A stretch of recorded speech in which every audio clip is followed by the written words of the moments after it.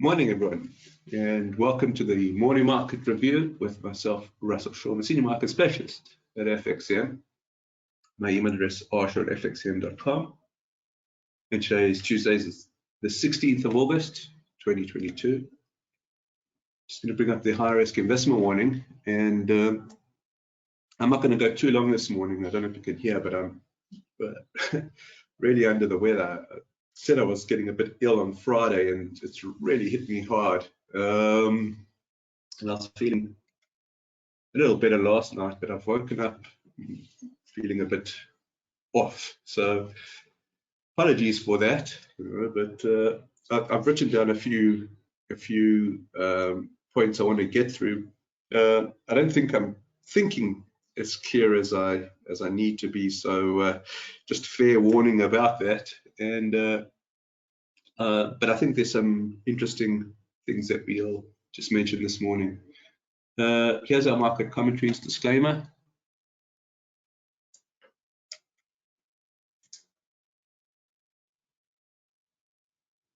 Hey Anna, morning.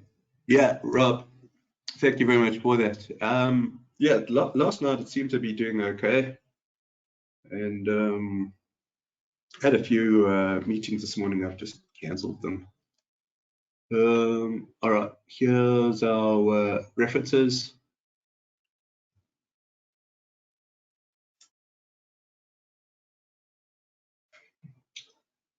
All right, so in terms of CNBC, just a quick sort of live update here that says European markets heading for a high open on Tuesday, having traded in mixed territory on Monday as they struggle to build on positive momentum seen at the end of last week. Elsewhere, US stock futures flat on Monday night after all three major averages gained during the daily trading session. Meanwhile, stocks in Asia Pacific struggled to get off the ground Tuesday despite the positive rally on Wall Street. During the Asia Pacific's trading session, Anglo-Australian miner BHP shares rose 3.8% after posting its second biggest profit in history and a record dividend worth $16.3 billion. All right. I think, so just taking a look at my notes here, the first thing I just want to point out to you guys is the Invid yield curve. So we're looking at the 2s, 10s, right? And what you can see is we've got a fairly deep inversion here. I mean, we're at minus 40 basis points down. If we just change this to the week, you can see that we've been now inverted for 1, 2, 3, 4, 5, 6, 7. This is the eighth week of inversion here.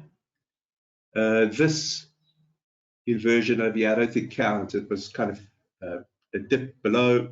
Next week we were back out of the inversion, moved back to flat. But this is, I think, something that's more sinister that is evident. Now, the longer that we stay inverted here, the higher the likelihood that we're going into recession, right? I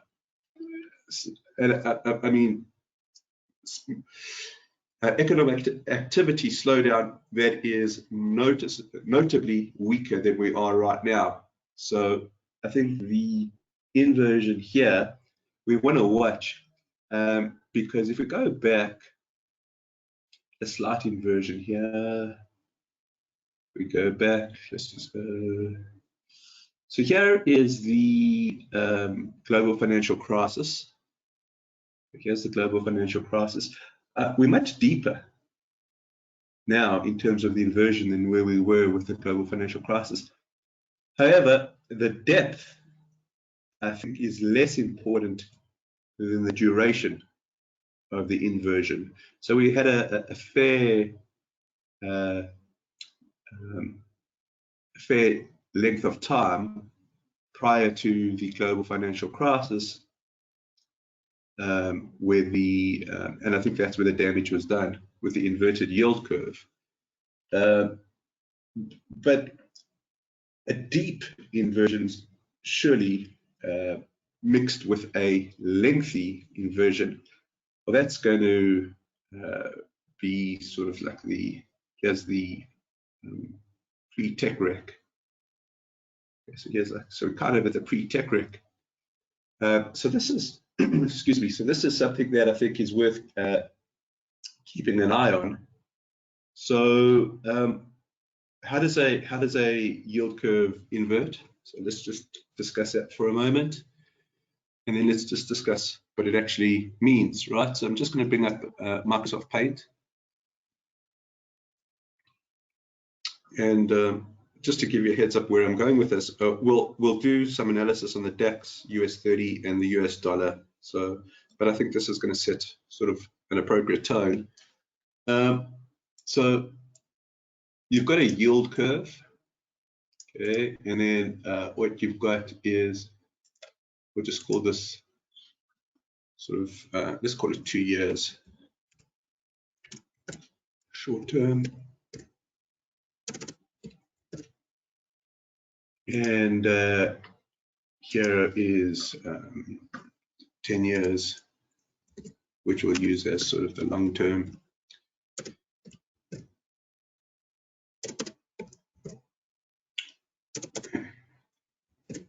And a normal yield curve looks something like this.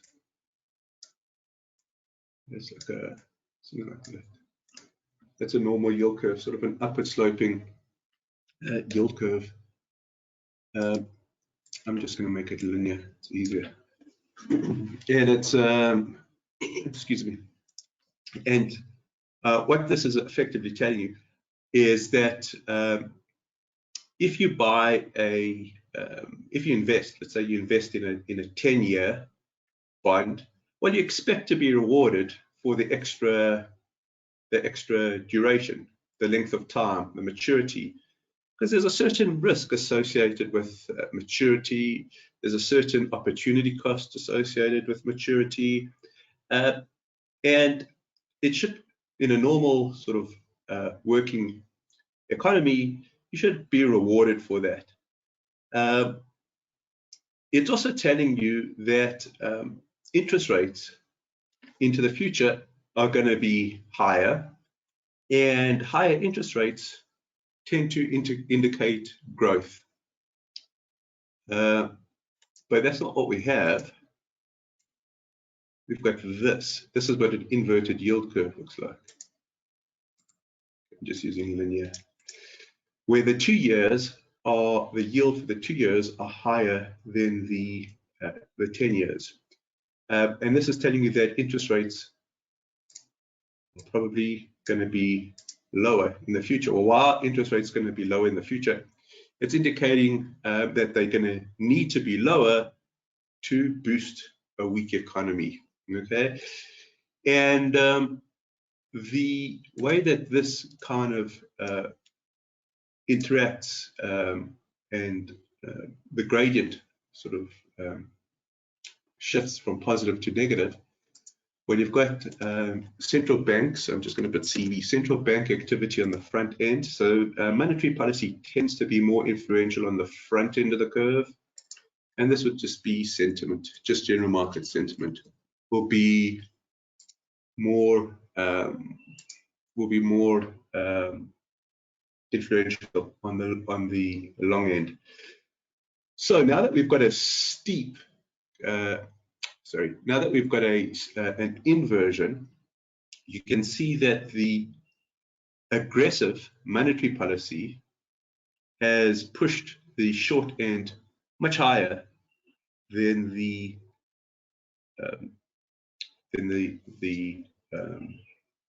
10-year side, the long end. So in effect, the movement by the central banks have caused a lot of the inversion, but the lack of faith by the market participants means that the yields, the long-term yields, haven't kept pace, and that's the inversion. That's what we kind of seeing here. aggressive central bank policy versus not so positive market sentiment. And that's reflected by this inversion here. So the longer we stay inverted, well, that becomes almost self-fulfilling, doesn't it? Because it's suggesting that market participants don't have a particularly good feeling about the future. Well, if you don't have a particularly good feeling about the future, you'll start taking actions to protect yourself.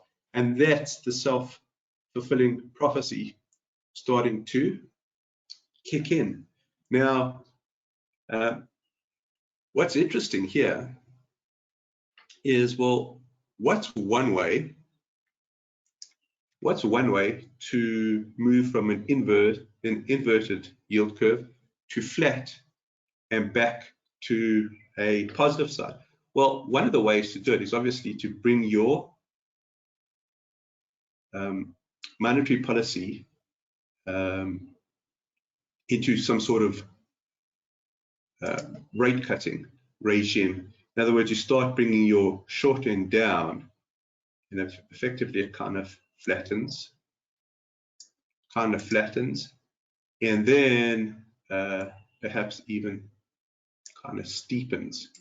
So now this begs an obvious question is, well, hang on a second, now we're making a huge assumption here. We're seeing central banks that are being very tight in their monetary policy. We are certainly, we've got quantitative tightening, but let's keep that sort of aside for now. How is it possible that we talking about a loosening in monetary policy? In fact, on a sensical basis, it's got, you know, there's nothing really to talk about. We're still sitting at incredibly high inflation levels, and you start lowering your short-term interest rates too soon, okay, well, you're not going to fix that inflation problem. So that brings us to our next chart that I want to just show you guys. I see some comments coming in. I'll take a look at those in a moment. I want to go through to the federal funds futures. Remember, that's ZQ. Okay, so we just want to go to the ZQ here. And what I want to show you with ZQ is something quite remarkable. So what we'll do is we'll take a look at the Fed funds futures for February next year. Let's just bring this up. And what you want to do here is, let's just put in a label. Okay, what you want to do is you want to just take 100 minus 96.43. This is the way that it works. You'll get a value of 3.57.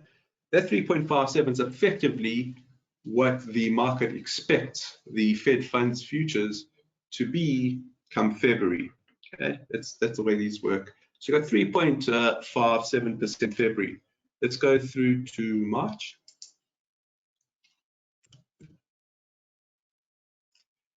Okay, let's go through to March.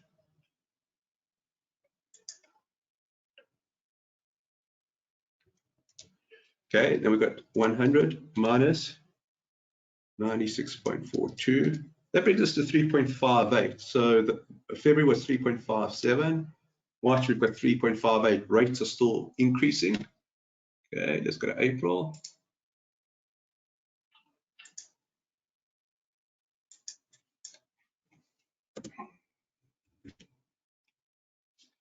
So let me do it again. ZQ, when I go to April.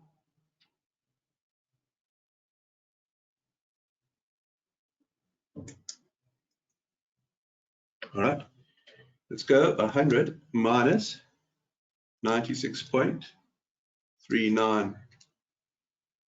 100 minus 96.39 equals, I got 3.61. Rates are still increasing.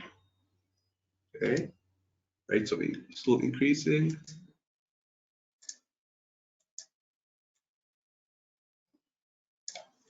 And let's just go through to May.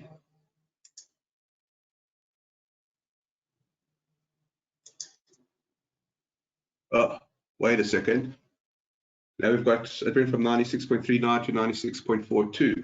Let's just put that in, 100 minus 96.42.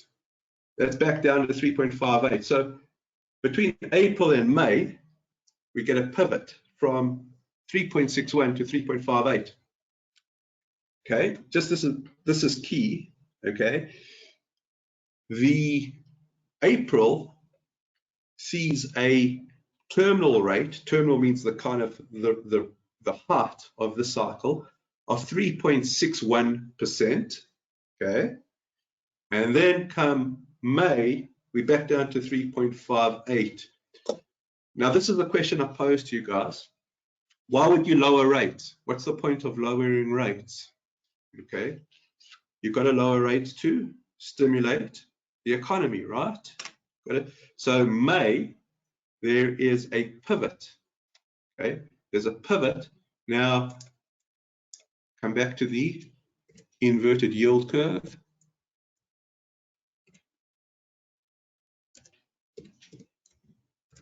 The inverted yield curve telling us, it's warning us of recession. It's warning us of recession. And then the Fed funds rate showing us a pivot in policy in May. So there does seem to be an element of weakness built into the pricing of the bond markets. And that's kind of the, I think that's kind of the thesis we want to follow. In other words, does that pivot disappear? Do we get a steepening of the yield curve? Because if there is recession going forward, all right, we need to be aware of that, because charts all of a sudden are not downtrending anymore. Let me go to the US 30. What actions can market participants take to protect themselves? They would be buying bonds, or they'll effectively, what we're saying here is that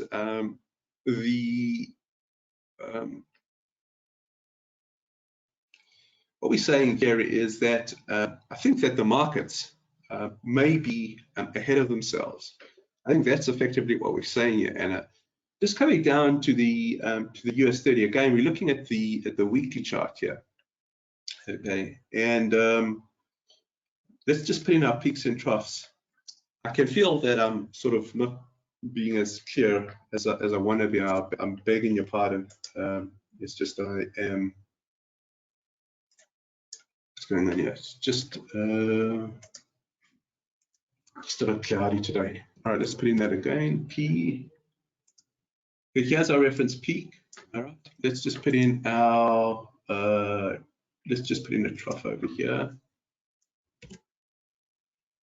Okay, so here's the peak and trough. We can possibly put it over here, but just in terms of the spirit of the trend, let's put in the next one over here. Okay, so watch this very carefully. Lower peak. Okay, now let's just go down here. Lower trough. Let's see if I've got that right. Yeah, so far so good. Lower peak followed by lower trough. There's your downtrend. Okay, this continues. Okay, here's the next lower peak. Okay, I think you guys can see where this is going.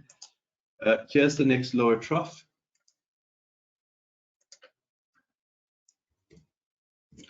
All right, so there's the downtrend.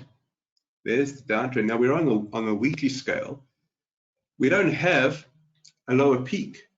What we've actually got now on the leg as it completed last week, we've actually got the end of the downtrend. Here's a higher peak, undeniable. Okay, so this over here now, this over here, to me, it flummoxes me. Nevertheless, it's undeniable that the downtrend has ended. Now, one of the what are the options from here? Well, the one option is that the downtrend resumes. Okay.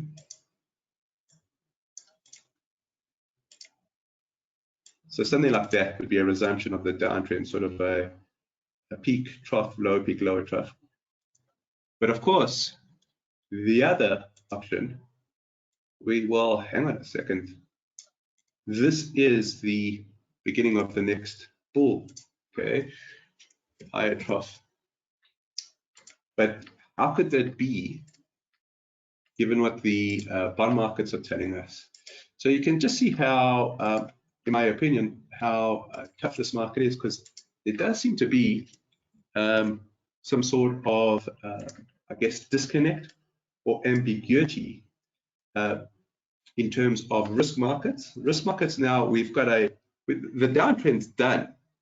Technically speaking, it's done. It's not to say it can't resume, but right now, as you and I are chatting, it's done. The bear market's over, okay? Now, there's clearly fundamental issues out there that we all worry about. Technically speaking, here's that higher peak. What happens next? Is it a higher trough, higher peak? Or is it a higher trough, lower peak? See, so we're kind of now getting into that discussion that we started last week. We're in the midst of this, I guess, evolution from downtrend to uptrend, or are we? And we don't really know that till after the fact. Now, if this does turn into uptrend, okay, the trend's going to continue until the trend's going to continue. So until we get some kind of contra. Here would be like a contra, right? What do I mean a contra? Well, that would be the end of the uptrend, because now you'd get the lower peak, lower trough. So we've got a lot of question marks here. Unfortunately, no real solid answers. But what we can say for sure is that we don't have the downtrend anymore. We don't have an uptrend either. We don't have the downtrend. Okay, so we want to just keep an eye on this. Let's take a look at this in terms of DAX.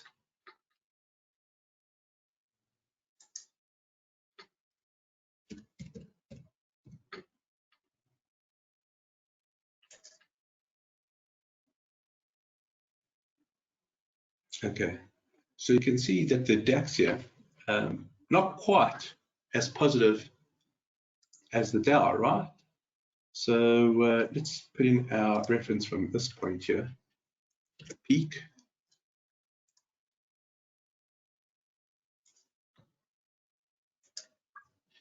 The trough.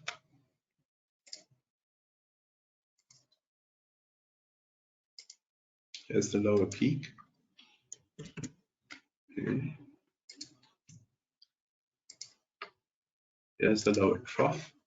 There's your downtrend according to peak and trough analysis. Now what do we have here? Okay, so we still got lower peak, but a question mark there because this leg's not done. So there is this kind of disconnect. Exactly what is adding to, I guess, the frustration, the difficulty of this market is that, well, why is Dow breaking the downtrend?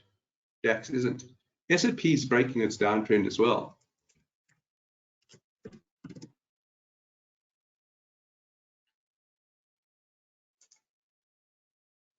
Okay, you can see here's the lower peak that's been taken out. Let's just throw in NASDAQ.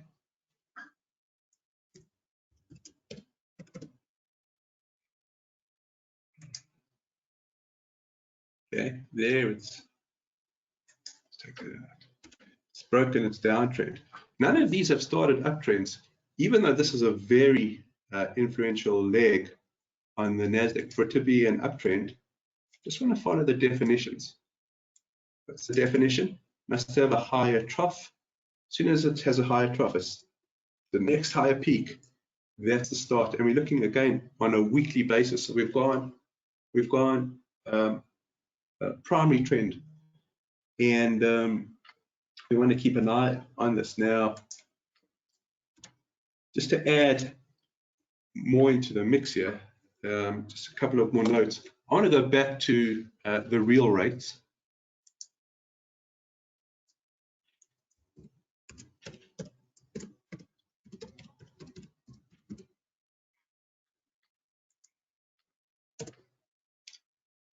And the real rate here still is a huge factor for us to watch. I'll tell you why we want to watch the real rates here.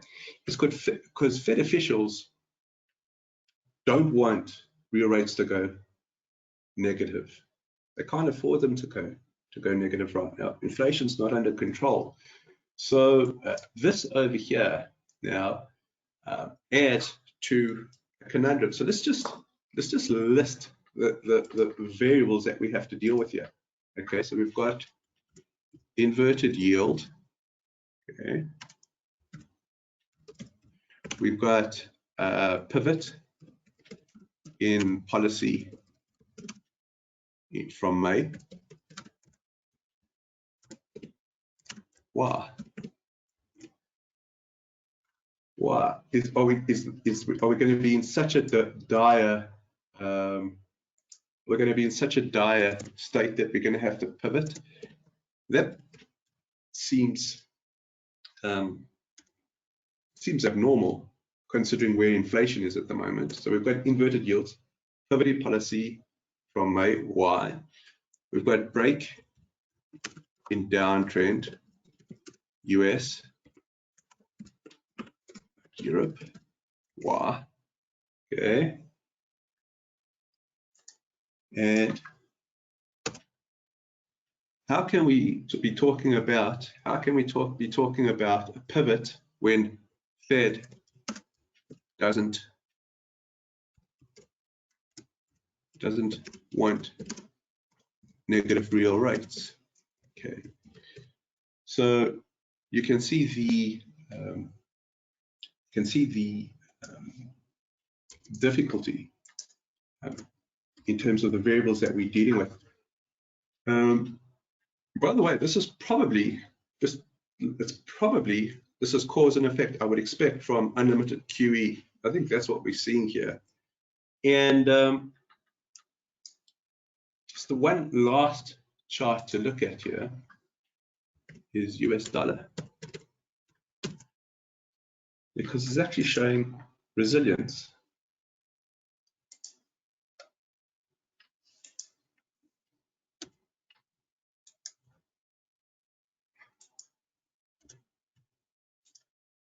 And the resilience is around this head and shoulders top. It hasn't conclusively broken. What we're looking for over here is to see if this peak gets taken out, because instead of looking at it in terms of the head and shoulders, we do have sort of a downtrend, one sort of red. 1, 2, peak, trough, lower peak, lower trough, downtrend. Okay, now if the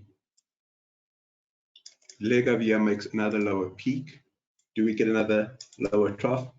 Continuation of downtrend, but the Fed doesn't want to go negative in real rates. So do we move above here? Then we don't have this downtrend anymore. And then the next question is, do we get back to uptrend? The answer to that is, I'm not sure, because we're in this transition period. It's so difficult. This is really one of the most challenging periods I've seen for a very long time, because of the ambiguity between instruments, between just sensible fundamentals, and the lack of development in the trends on charts. It's a very, very challenging environment. So that's what we are effectively facing together. We're going to have to obviously try and reason this out, but it's very difficult in my opinion. Who produces the Fed funds futures? They trade it. They trade it on the futures market. So market participants trade them based on their expectations. So it's actually a very good question, Anna, because the Fed funds futures change just as expectations change, right? So the market can be incorrect. So a very good question there. So we want to see how the pivot in May develops over the next few months. Maybe it changes.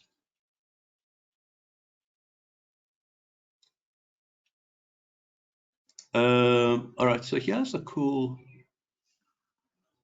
we're just going to pass this on from Anna. Hold on one sec. It's just an interview. I haven't watched it. I will watch it. The subject is why inflation is over. All right, so anyways, I'll just send it to everyone. I want to wrap up here. I want to also just apologize. I just don't feel that I've been sort of on my A game this morning, but I'm